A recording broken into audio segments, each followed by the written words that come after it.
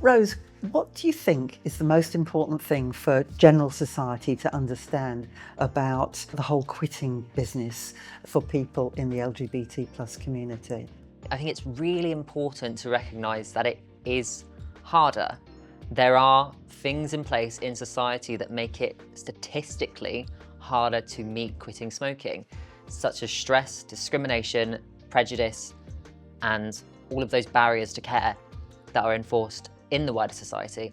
I think it's also really important to recognise that it is more prevalent amongst LGBT plus people, and that's why we need to focus on specific campaigns to focus on them, because they are a really important key group and we need to make sure they feel included because they're not recognised in a lot of wide society. And what about you, Lou? What do you think?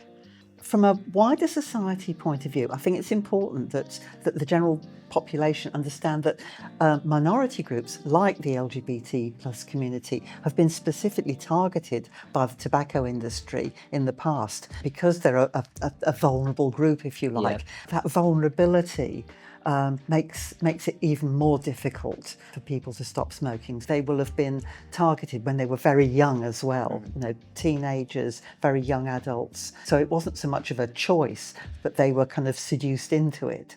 That's why the Smoke-Free app, as an example, it is so keen to help minority groups to stop smoking. As far as we have come since 1950, where it was illegal to be gay, and 1980, where we started to progress, we are still entrenched and going backwards at times. Yeah. And that is why it's really important to recognise this is still a massive issue.